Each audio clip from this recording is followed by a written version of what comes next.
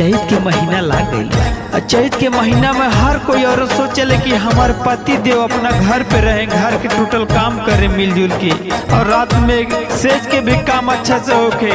तो यही याद में सोनूलाल सधुआ भाई एगो बिरहीन के भावना व्यक्त कैले बड़े। सुनी जब भैया, बड़ी भावना अच्छी लगल बा इनके सब कोई के, और इनका आशा न विश्वास बा कि सब कोई के बहुत अच्छा पसंद आई।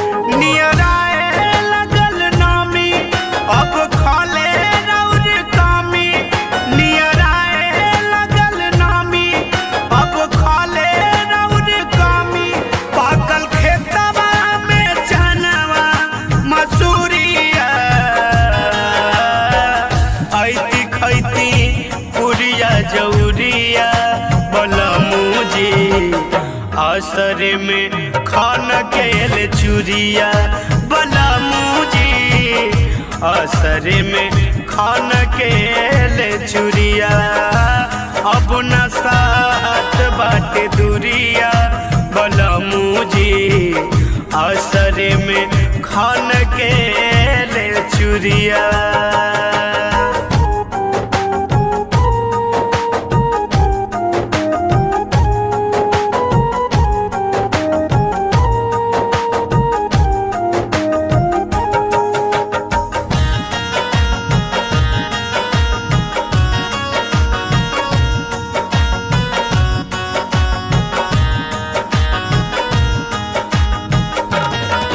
हल्का बतलाई तड़पी से जरिया पे,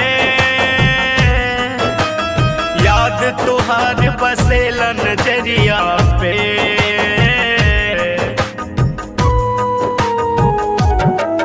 हल्का बतलाई तड़पी से जरिया पे, याद तुहार बसेला नजरिया पे।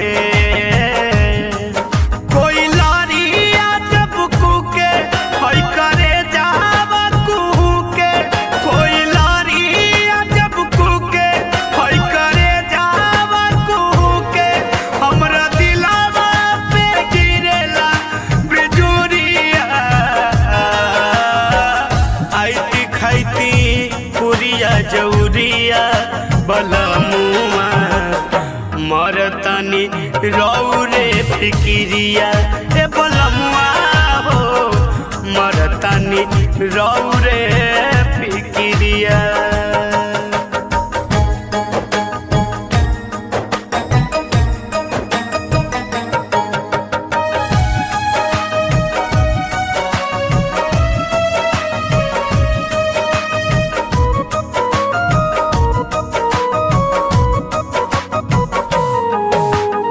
दुर्स बैरिया भेद खोले अंदर के,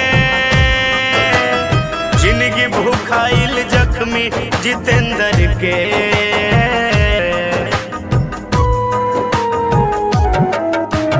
दुर्स बैरिया भेद खोले अंदर के, जिंदगी भूखाइल जख्मी जितेंद्र के।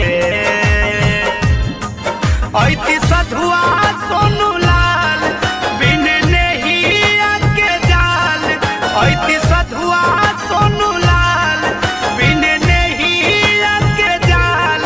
दिनवा गिनते पीरैली अंगूरिया, ऐती खैती पुरिया जौरिया बलमुजी, असर में खान के चूरिया बलमुजी।